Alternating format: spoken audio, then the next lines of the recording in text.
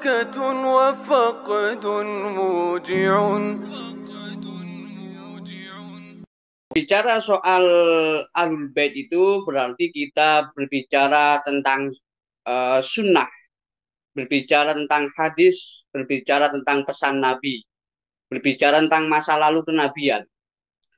Karena hidup kita ini sangat jauh dengan masa Nabi, ya otomatis kalau kita ingin tahu siapakah sesungguhnya Ahlul Bait, maka sumber utamanya ya dari Al-Quran, dari Sunnah, dan juga dari ijma ulama, ya. Dan sudah disebutkan bahwa kata-kata Ahlul Bait ini bukan kata-kata biasa.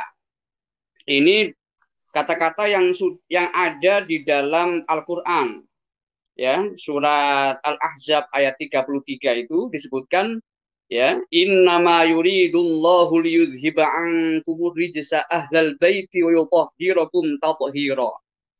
Jadi Ahlul Bait dalam ayat Al-Qur'an ini tentunya kita tidak bisa secara secara pribadi untuk berpendapat siapa Ahlul Bait itu.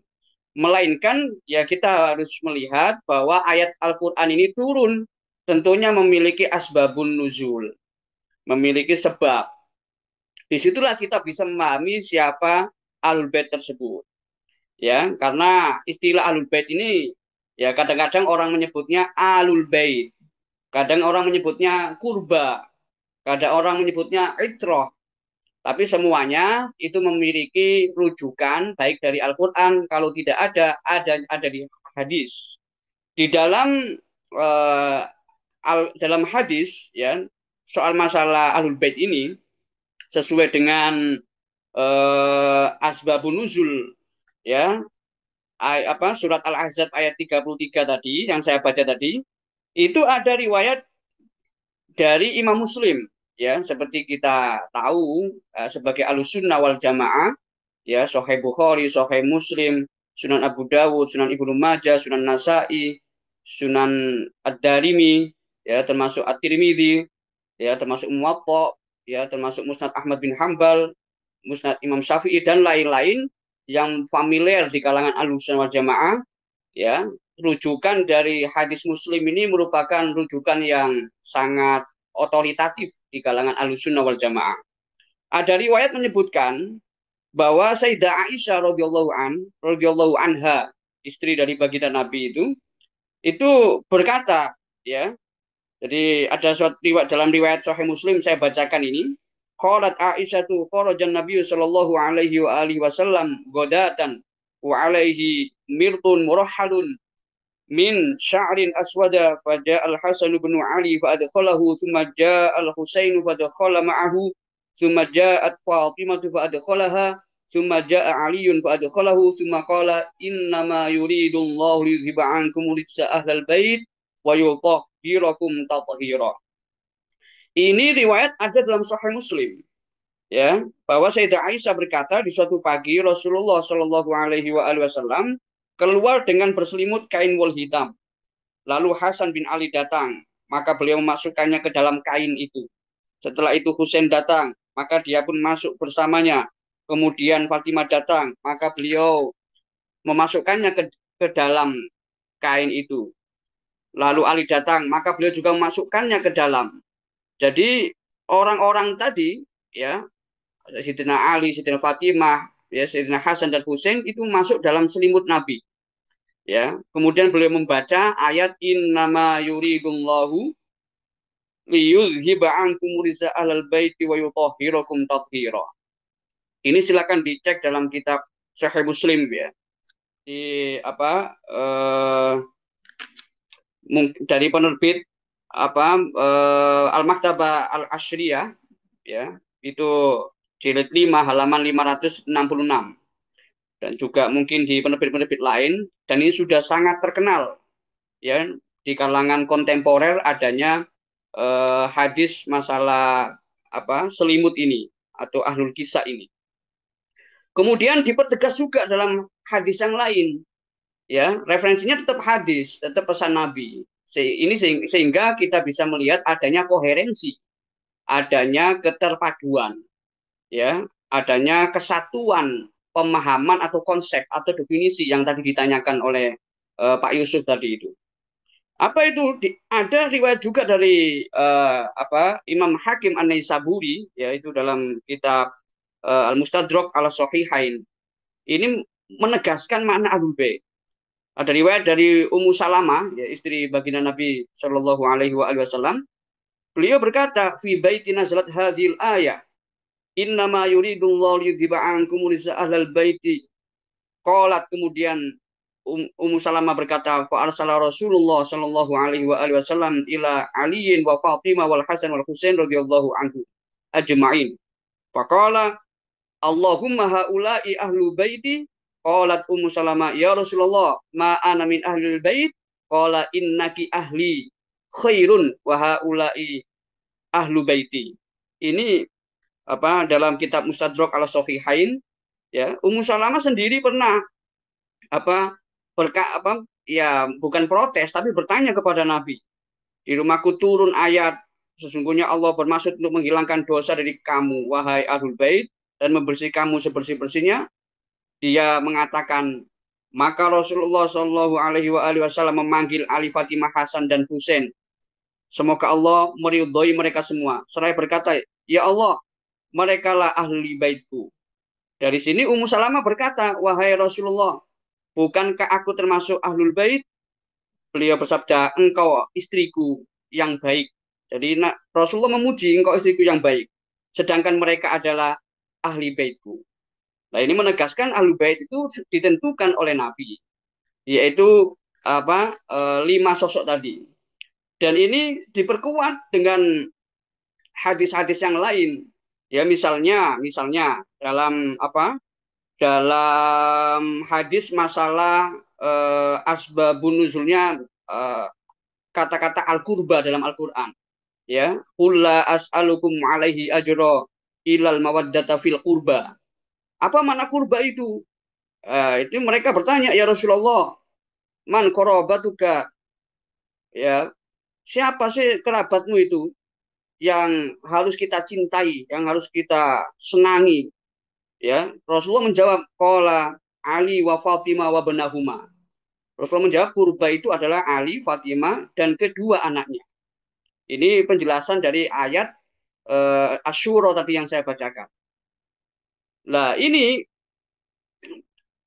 riwayat ini tidak hanya ada dalam satu sumber, ya, karena ini adalah masa lalu kenabian, kita hanya bisa merujuk kepada catatan, kepada teks, ya, yang dianggap sahih, yang sudah diteliti, tidak hanya satu sumber tapi berbagai sumber. Sebagaimana yang saya baca tadi ada di Fadhailus Sahabah Imam Ahmad Maliknya Imam Ahmad bin Hambal, kemudian tafsir Abi Hatim, ada di Al-Mu'jam Al-Kabir Imam At-Tabrani, ada Majma'uz Zawaid Imam Al-Haythami, ada Al-Kasyaf Imam Az-Zamakhsyari, ada Al-Jami' li Ahkamil Quran miliknya Imam Qurtubi, ada juga di As-Sawa'iq Al-Muhriqah miliknya Ibnu Hajar. Lah, ini sangat kuat sekali catatan-catatan itu. Ya, banyak sekali jalur yang menjelaskan tentang batasan makna ahlul bait. Ya, ditambah lagi ada hadis Sakolain, ya, enggak saya bacakan, yang ini kelasnya mutawatir ini. Ya, yang di situ mensinonimkan, menyamakan itroti ahli baiti. Nah, ini soal masalah khobar as-shodiq, ya, berita yang bisa dipercaya. Karena kita hidupnya jauh dari masa kenabian, sehingga kita merujuk kepada catatan-catatan sunnah atau sejarah yang bisa dipertanggungjawabkan, yang konsisten, yang koheren, yang tidak ada kontradiksi satu sama lain. Itu yang bisa kita ambil. Dan ini secara nggak langsung, kita sebagai orang Muslim di Nusantara ini, ya, kita mengenal, misalnya, ya, kalau ketika membaca sholawat paling tua di Indonesia, Maulid Ad-Daibai, ya, Maulid Ad-Daibai itu, ya, Daiba itu dari kata Sudan, ya, artinya putih, ya, ya, padahal Sudan itu kan terkenal hitam, tapi tentunya geografisnya beda ketika mu'alifnya mengarang Maulid Daiba itu. Walaupun Maulid Daiba ini tentunya, ya, di situ saya temukan ada beberapa versi. Waktu saya jadi Rois Surya di Sudan itu, ya, Rois Surya PCNU Sudan, saya mencoba tanya kepada teman Yaman, kenapa dalam Daiba, ya, yang diijazahkan ya dari ulama Sudan yang dia dapat dari Mesir, kok naskahnya itu berbeda dengan yang beredar di Indonesia. Naskah yang beredar di Indonesia itu ada tawasulnya, ada ya Rasulullah salamun alaik ya rafi'a syani wad daraji atwatayyaji rotal alami dan seterusnya. Sampai ada kata-kata itu ahlu baitil mustafa tuhuri hum amanul arbi faddakiri syubbihu bil anjumiz zuhuri mislama qad jaa fis sunani. Sebagaimana ada dalam kitab-kitab sunnah. Saya mau cross check apakah ketika Abdurrahman Ad-Dabai disebut dari Yaman, apakah naskah Diba yang ada di Yaman itu juga sama dengan di Nusantara? Ternyata berbeda. Tidak disebutkan itu tawasulnya itu. Ya Rasulullah nggak ada dalam naskah Diba yang beredar di Yaman. Kemudian teman saya yang Rois Surya dulu tak tanya itu gimana validasinya. Ternyata juga bingung. Jadi tidak mengatakan ini masih butuh penelitian. Sebenarnya Diba yang ada di Indonesia itu dari mana sumbernya itu?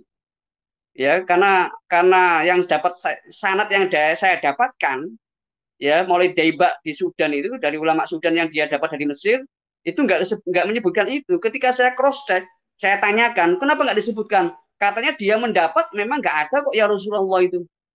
Nah ini ada PR juga ini bagi pahlawan-pahlawan manuskrip ini Pak Yusuf untuk mencari yang asli di mana itu.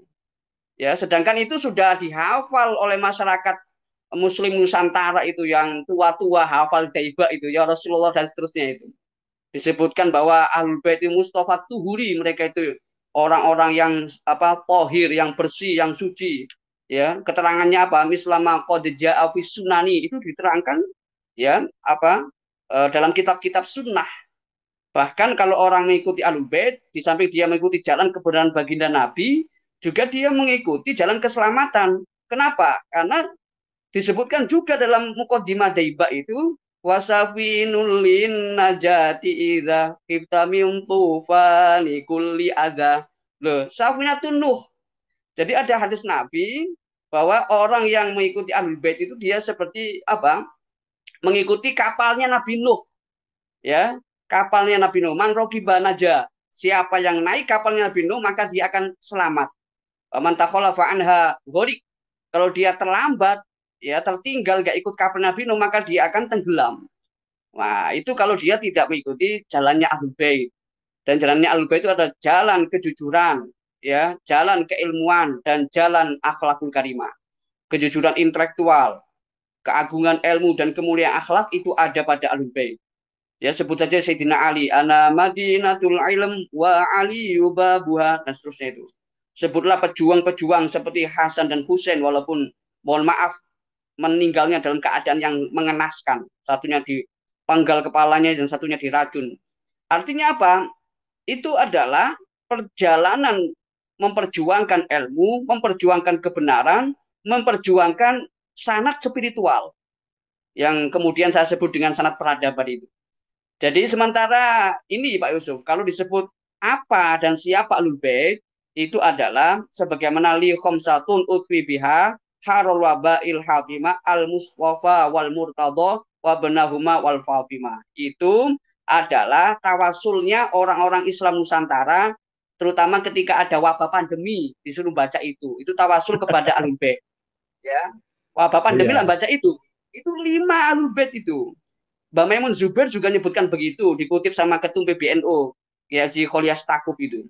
Sama, Ahlul Bait itu ya 5 orang itu. Ya, Imam Syafi'i juga tawasulnya kepada Ahlul Bait. Ahlul Bait dari ati wa hum ilaihi wasilati. Arjubi mu'taqadan biadmin sahifati. Kalau ingin kelak di akhir zaman, kelak di yaumil kiamah, menerima catatan amal perbuatan dengan tangan kanan, maka tawasulnya dengan Ahlul Bait. Nah, ini jadi jangan sampai Ahlul Bait itu maknanya dirubah karena itu sudah jelas dalam kitab sunnah, dalam tradisi ulama-ulama kita. Sementara itu Pak Yusuf. Oke. Jadi cukup gamblang nih Kiai Imad juga tadi kita sudah gamblang dan Dr. Ribut juga sudah gamblang menerangkan bahwa Ahlul Bait itu ada 5. Seperti tadi kan ya. Ali, kemudian Fatimah, Hasan Hussein, kemudian Nabi Muhammad SAW. Nah, jadi Zuriyah itu tidak termasuk ya, Dr. Ribut. Dalam keterangan-keterangan kalau kita kontekstualitaskan ke tekstual yang Anda sebutkan tadi. Ya, kalau Zuriyah disebut bagian dari Ahlul Bait, tentu itu tidak tepat. Itu tidak tepat. Ya. Kalau seandainya anak cucu ya mereka Zuriyah, anak cucu Ahlul Bait, tapi bukan Ahlul Bait itu sendiri, bukan itrah itu sendiri. Jadi itu perlu dibedakan. Ya. Tidak termasuk Pak Yusuf. Ya. Oke. Jadi kalau umpamanya ini ya, Zuriyah bisa disebutkan bahwa Zuriyah adalah cucu dari Ahlul Bait. Itu lebih tepat begitu ya. Tapi bukan termasuk di dalam Ahlul Bait begitu. Oke, iya. Iya, lebih tepatnya Zuriyah itu adalah ya Zuriyah Ahlul Bait. Kayak Quran aja menyebutkan ya nisa'an Nabi. Ya istri-istri Nabi, zaujatun Nabi. Ya, bukan berarti mereka Ahlul Bait, enggak ada masalah itu. Ya, mereka orang-orang baik. Tapi persoalan masalah Ahlul Bait sebagaimana disebutkan dalam Al-Qur'an yutahhirkum tathhira, itu Ahlul Bait punya makna khusus. Ya, yaitu 5 orang. Ya, Ahlul Kisah itu. Nah, ini riwayat-riwayat ini ada riwayat-riwayat yang kuat. Ya, karena apa? Karena kebenaran masalah siapa Ahlul Bait itu adalah kebenaran masalah sunnah atau hadis Nabi, dan ini membutuhkan sanad, ya bukan kebenaran rasional. Jadi kalau kemudian pakai nalar fikih dan sebagainya, ya ada objek-objek tertentu kita menggunakan nalar fikih itu. Tapi soal masalah ini ketika itu sudah kuat, ya maka kita pakai yang kedua setelah Quran sunnah. Nggak langsung Quran sunnah terus pakai kias misalnya, itu enggak lah ya. Nanti kalau memang nggak jelas di sunnah kita bisa pakai kias itu ya. Itu soal masalah kebenaran siapa. Kembali lagi al-haqiqah laisat kalayan, ya kenyataan indrawi itu tidak seperti beritanya, karena kita tidak hidup di zaman Nabi, nggak mendengarkan langsung Nabi berbicara. Oleh karena itu kita mengambil pesan melalui hadis-hadis yang sudah dikodifikasi, yang sudah dibukukan itu, yang dikenal nilainya itu sangat tinggi, dan juga berdasarkan penelitian hadis tidak ada masalah. Itu Pak Yusuf. Ya. Ya, satu lagi kontekstualitasnya nih Ahlul Bait kemudian dengan diskursus nasab yang dicuatkan oleh Kiai Imad. Mungkin Anda bisa merefleksikan itu seperti apa, Pak Dr. Ribut? Ya, kembali lagi ya, kalau kita mengikuti turos tradisi intelektual ulama, kita kan tahu beberapa ulama termasuk diantaranya yang sangat terkenal sebagai ahli hadis, ulama Damaskus, Syekh Nuruddin Aiter, ya Syekh Nuruddin Aiter Allah yarham, beliau kan menyebutkan bahwa Allah itu mengistimewakan umat Nabi Muhammad dengan 3 hal, ya mengistimewakan dengan 3 hal. Yang pertama adalah sanad, masalah sanad, ya. Yang kedua adalah nasab yang kita bicarakan ini, masalah polemik nasab ini. Dan yang ketiga masalah i'rab. Lah, sanad dengan nasab ini sama-sama istimewa. Ya, istimewa yang mana ini tidak diberikan kepada umat lain. Diberikan kepada umat baginda Nabi Muhammad Shallallahu alaihi wasallam. Kemudian kalau dikaitkan dengan polemik nasab, sebenarnya ada kemiripan.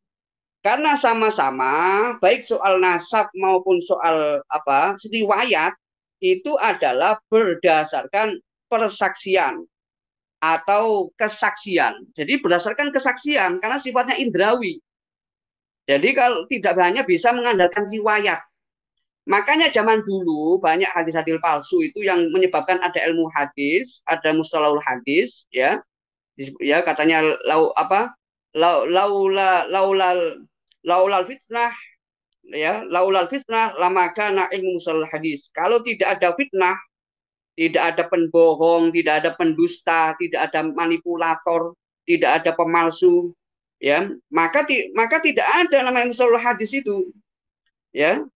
Termasuk zaman Nabi sendiri, ya, guru saya mengarang kitab Ilmu Sunnah itu, Syekh Dr. Muhammad Surur, dalam kitabnya Al-Manzumah At-Tabatiyah fi Ulumi Sunnah Al-Marwiyah, beliau itu menyebutkan bahwa di zaman sahabat ada yang punya keyakinan membela Nabi dengan apa? Dengan kebohongan itu berpahala. Coba dibayangkan itu. Membela Nabi dengan kebohongan itu berpahala. Padahal ya nggak mungkin berpahala, ya. Karena apa? Ya kebenaran harus dibela dengan kebenaran, harus dibela dengan kejujuran. Nasirul haqi bil haqi, nggak boleh nasirul haqi bil batil. Ya itulah. Itu zaman Nabi sudah ada orang yang mohon maaf karena tingkat kecerdasannya atau kebodohannya atau kesembronoannya, dia ingin membela Nabi dengan cara kebohongan. Ya tentu ini ada unsur manipulasi. Apalagi zaman setelah Nabi, ya zaman tabiin dan seterusnya, ya itu bermunculan hadis-hadis palsu, ya sehingga ada ulama-ulama yang membela hadis, membela sunnah, termasuk muncul orang yang ingkar sunnah kayak di zaman Imam Syafi'i, sampai Imam Syafi'i mencetuskan teori mukhtalaful hadis dan beliau dijuluki sebagai Nasirus Sunnah.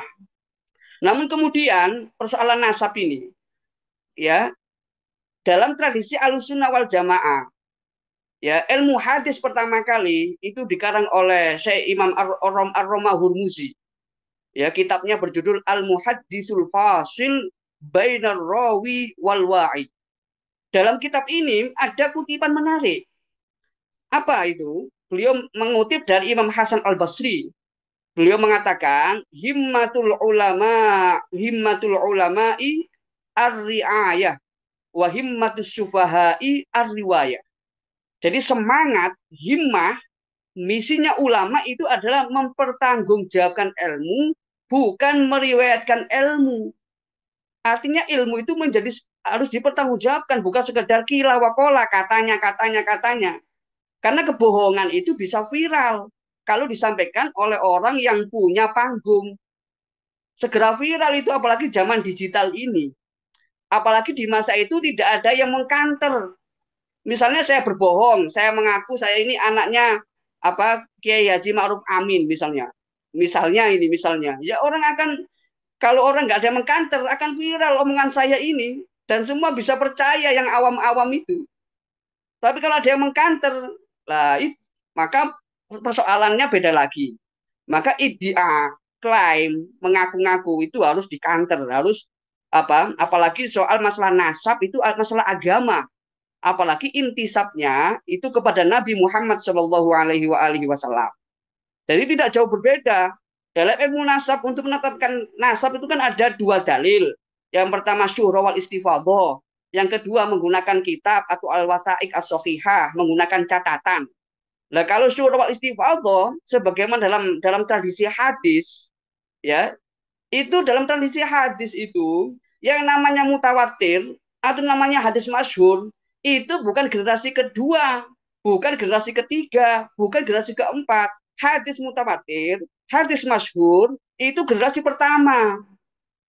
Jadi sahabat-sahabat banyak yang mendengarkan, disampaikan kepada muridnya, sampai ada banyak jalur. Misalnya lima misalnya, atau 4 atau 3 itu hadis mufrad, hadis aziz, hadis masyhur. Kemudian kalau sangat banyak sekali yang nggak mungkin orang berbohong, ya seperti naskah Al-Quran yang sampai kepada kita itu mutawatir, nggak mungkin orang berbohong. Atau hadis rukun Islam, rukun iman itu mutawatir. Sunni dan Syiah itu sama, masalah itu nggak ada persoalan.